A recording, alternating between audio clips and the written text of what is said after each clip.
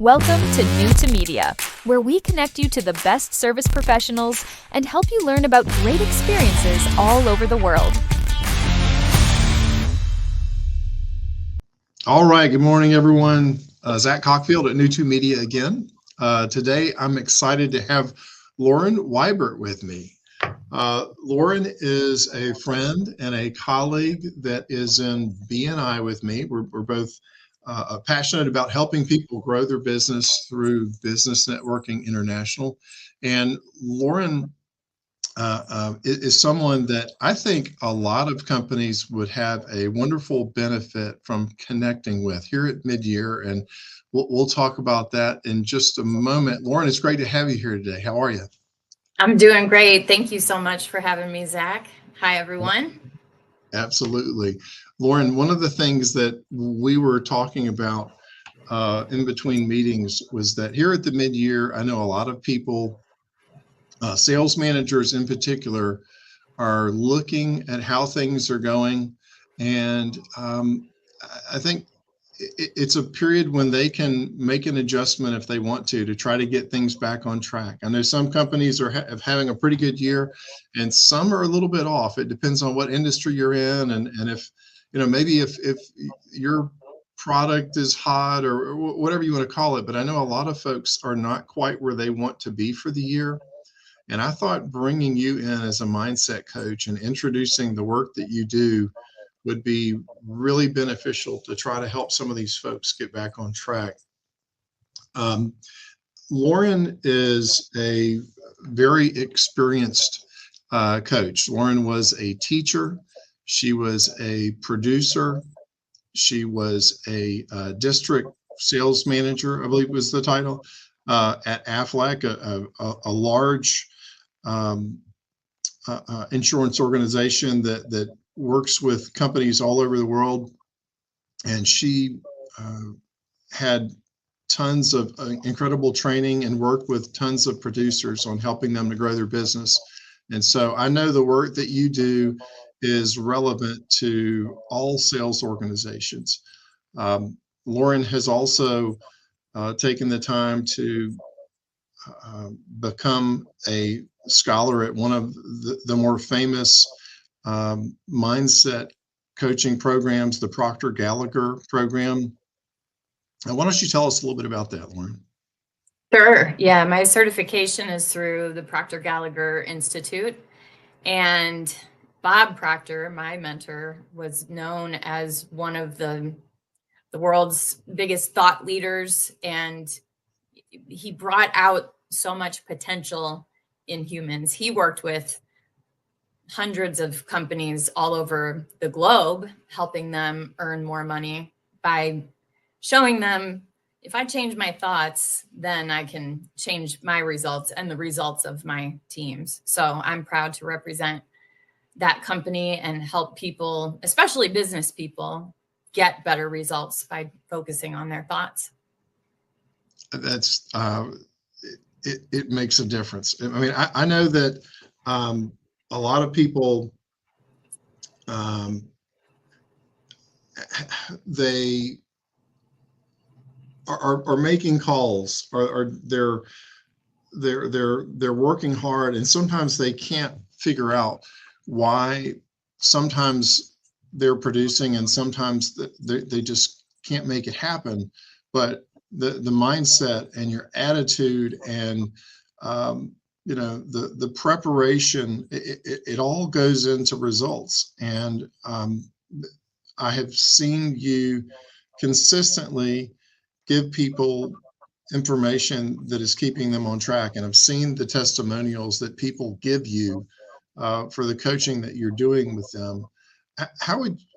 What do you think is can you tell us a few points about what that process is like of working with you and your team? Sure. I would say that when clients come to me, they usually work with me for around 6 months.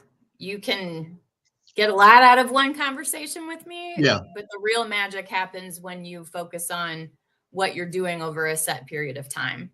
During that time, I typically take them through the premier coaching program that I do that was designed by Proctor Gallagher Institute. It's called Thinking into Results.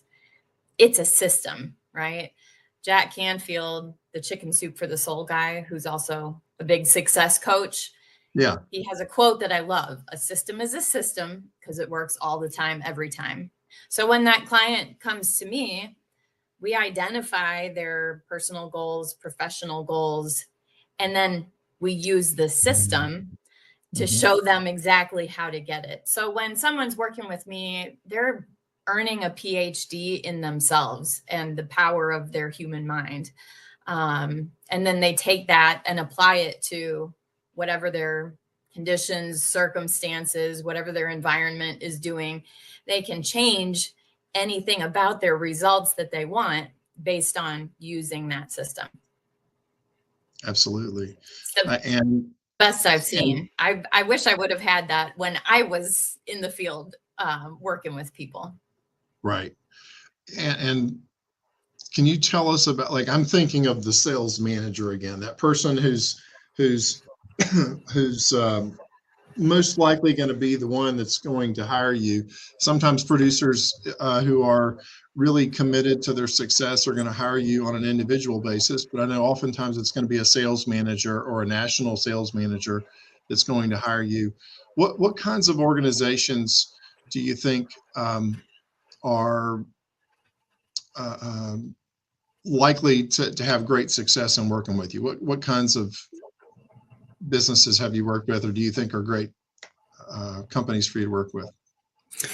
Over the years, it's been everybody from architects to zookeepers. Not really. I would love to have a zookeeper just so I could say that I've worked with a zookeeper. Yeah, that'd be great. But, insurance teams have used my services. Magic happens when the whole team gets on board. Right.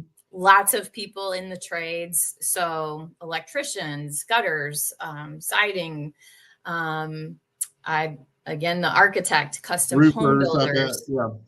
Yep. So people who, especially my dad was a safety engineer, so he was helping people think differently too. So I love the tradespeople because they're underserved usually, and they need to be thinking about certain things so that they can get themselves and their people home safe at the end of every day. So, right. I mean, across all boards, I've worked with social media experts, people in network marketing. They're trying to get their sales teams motivated and see consistent results. It's been a lot of people across the board, everyone from solo entrepreneur to C-level executive and everybody in between. Outstanding. All right, now I'm going to get into some of your questions. So we're going to edit out from 8 to 10 and a half.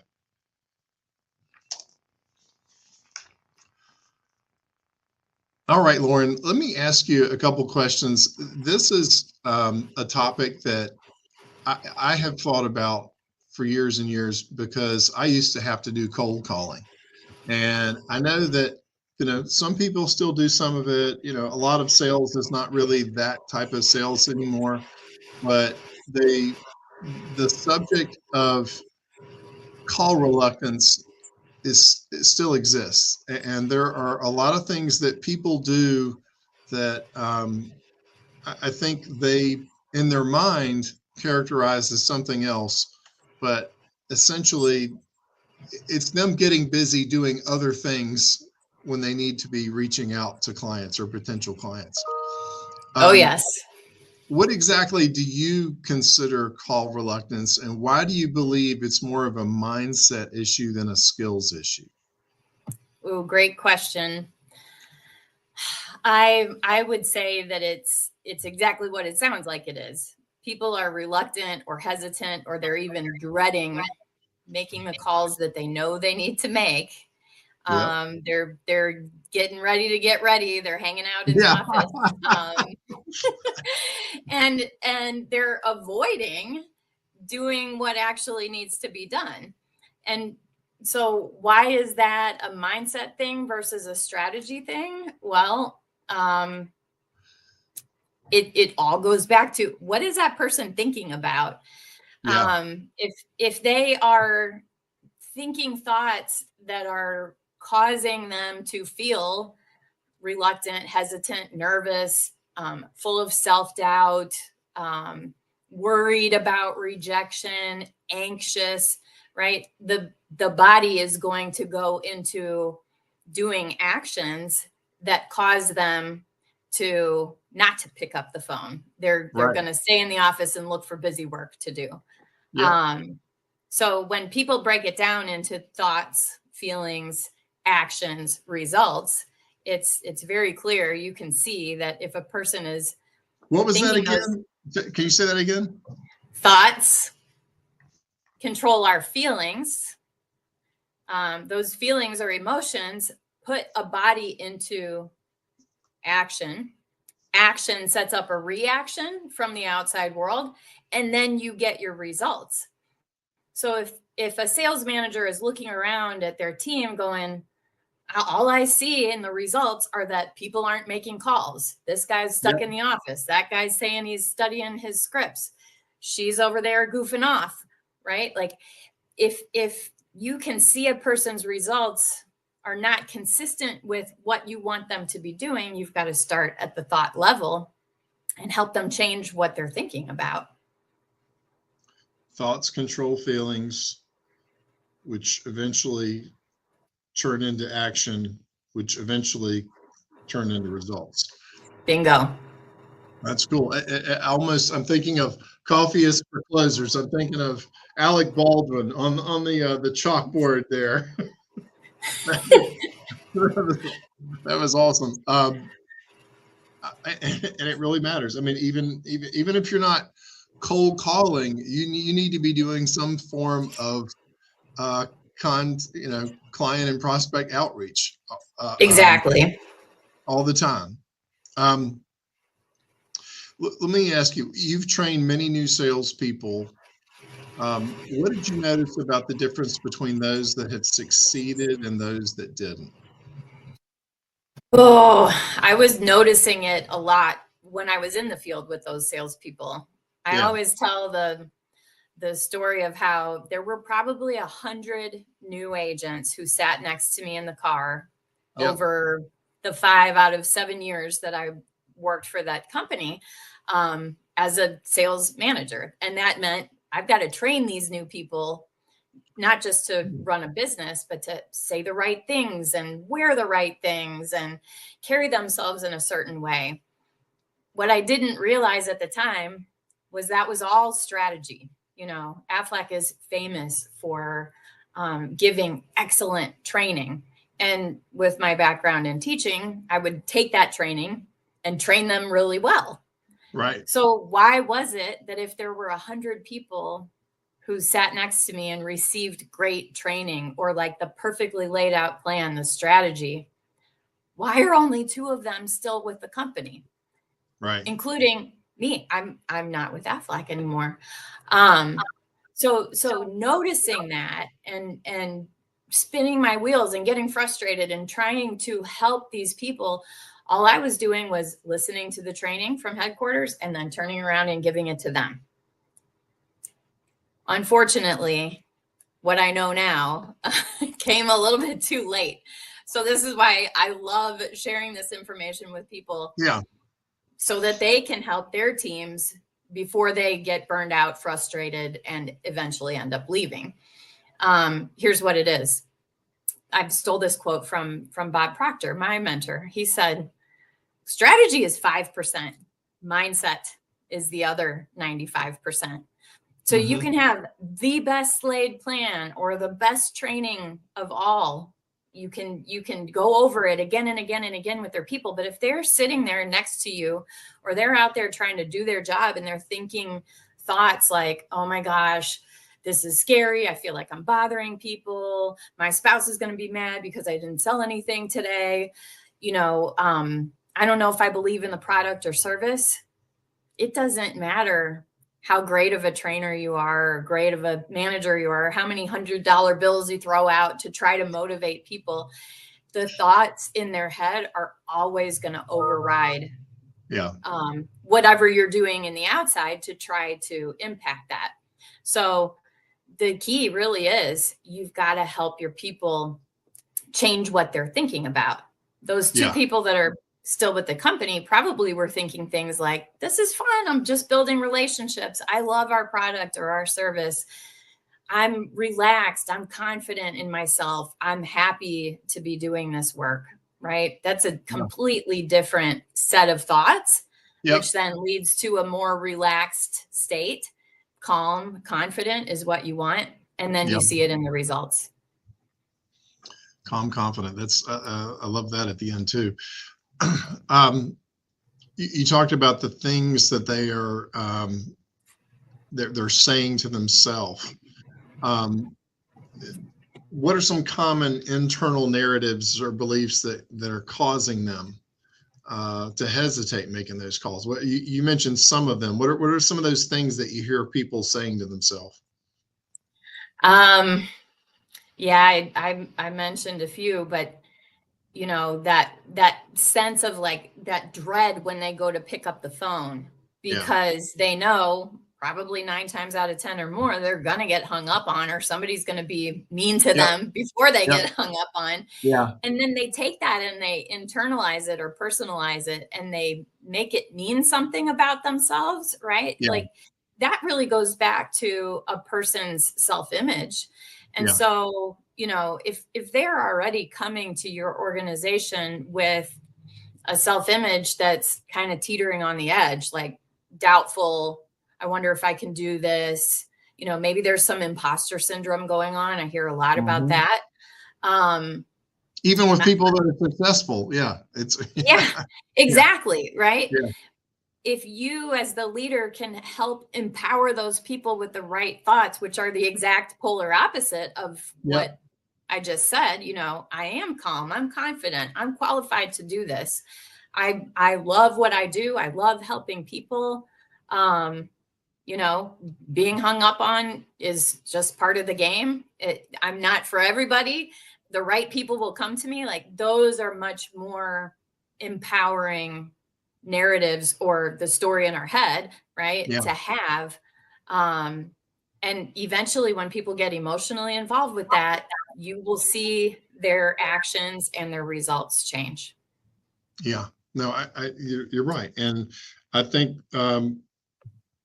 sometimes people need to be reminded, and you mentioned this a moment ago, they are helping people. I think sometimes they don't feel like, I think sometimes they need to be reminded that they are helping people. And sometimes they need to see, maybe they need to be reminded of what their product or service does to help people.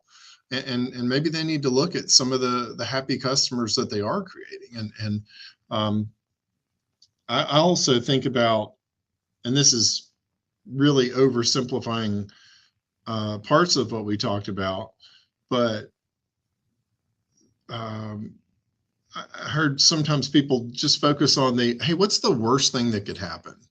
Okay. Right. You know, and so that's part of that too, is thinking about if I put in my effort today and I stick to my plan that Lauren and I have worked on, and I don't necessarily produce, you know, what I wanted to today, I need to not, you know, give myself a hard time, because if I have a good system in place and we're executing the plan, we know the numbers behind it. We know that if we do the activity the right way and have the right attitude and have the right mindset, we're going to produce. But it's a little bit of a random walk, is the term in my business, the investment business. And so it's there's going to be days where it's better than others. But if you're in a good system and you've got the right mindset and you've got the right tools, it's going to happen. And so I think the work that you're doing, it helps people to stay on track. Let me ask you, how can, if someone is in a funk and they are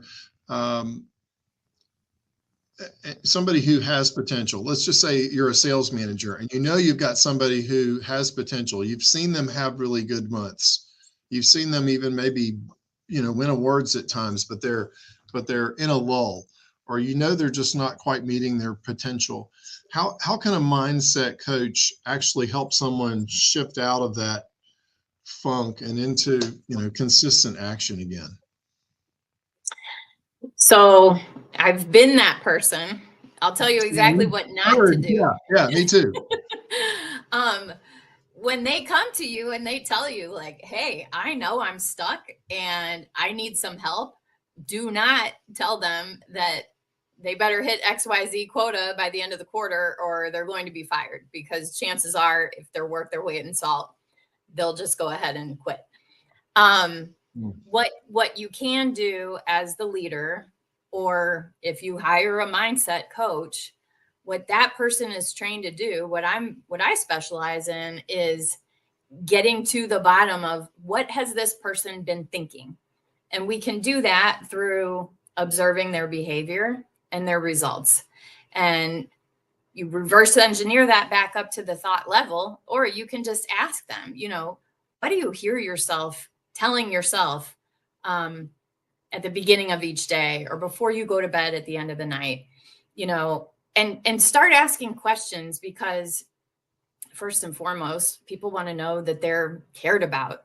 Human beings are not machines, and I think the workforce has changed so much, especially after the pandemic, where, people want to have a place to go and a reason to be there, and they want to be treated like a human being. So, some of the tactics that I use with teams when they come and work with me, we always start with, think about what the goal is, right? Because if you can help a person stay focused on the end game, like you were saying before, from there, if this goal matters more than any pain that they may experience of doing the day-to-day or getting hung up on,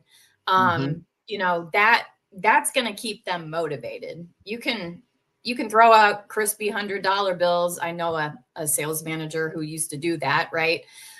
Or dangle prizes over people's heads, but eventually that's going to, those little carrots are going to fade in their importance. People really want to know that they themselves are cared about. So I would always encourage somebody, sit with your people and find out what their goals are. From there, if you can get them talking about that story in their head, now you can help them rewrite that story. And a lot of times what I'll do is have somebody get it out of their head and onto a piece of paper. There's an activity that we go through often with teams, which is write out the negative narrative, get it all out in all of its gory detail. That's and good. Put it on a piece of paper. And then from there, look at that story that you just wrote and pull out the non-productive activities that you see yourself doing, whether they are, taking too long to get ready in the morning, or not going to the office on time, or making only 3 calls a day instead of 20, or whatever it is, right? And I'll hint, some of the non-productive activities that we're doing, they're not the ones that we can observe ourselves doing with our meat suit, our body, the physical instrument. Some of the non-productive activities are the thoughts that we think repetitively in our head. So you get out 4 pieces of paper. The first paper is the narrative. The second is, what are all the non-productive activities isolated? The third page is going to be, what is the exact polar opposite of this story? What do I truly want? And then we're going to write it in the present tense. I'm so happy and grateful now that my sales are doing X, Y, and Z, and that I'm making the appropriate amount of calls, so on and so forth, right? The last page is, what are the productive activities? So this should be easy. Take your non-productive and go write down the polar opposite. Then you take the first 2 pages and you literally burn them. Obviously, nothing magic is happening there. But what that does is it gives people a visual representation. And it's not logical, right? The thing about our logic is that That's all done in the conscious mind, and our logic keeps us wired to where we are. If we do illogical, funny, or silly things to remind us, like, wait a second, I'm doing something different here. We have that little mental snapshot of like, oh, that's right. That's the old story. I don't do that anymore. So activities like that are powerful. Lots of teams will take the sales leader, or you'll see this even on sports teams, right? They will do guided visualizations where everybody is just in a relaxed state, and the person in the front of the room is dictating exactly what they want those people to be walking through, how they're visualizing, they're saying the exact right things, and then the client responds, or the other team does such and such, and then we score the goal, right? Like, if you can put somebody in a state where they are using imagined reality, that is way more powerful than people think that it is. And I love doing that with teams because it's proven to work. Arnie Palmer never hit a golf ball until and unless he visualized where he wanted that to land. So lots of fun things like that. But at the end of the day, Zach, what I would really say is it comes down to repetition. And that's why I'm always going to suggest, let's work together over time, right? People are controlled by their habits. I know this because this is what I do day in and day out. Yeah. You're only as good as your habits. And how did the habits get formed in the first place? Through constant spaced repetition. So if you want to change a habit, you really only have two ways to do that. Wait around for something shocking to happen, like a 9/11 or a 2020, or maybe a major health event, or the loss of a relationship, right? Like those things will put you into a new paradigm, new sets of habits. Sure. Or you can reprogram your habits the same way they were programmed, through constant spaced repetition. So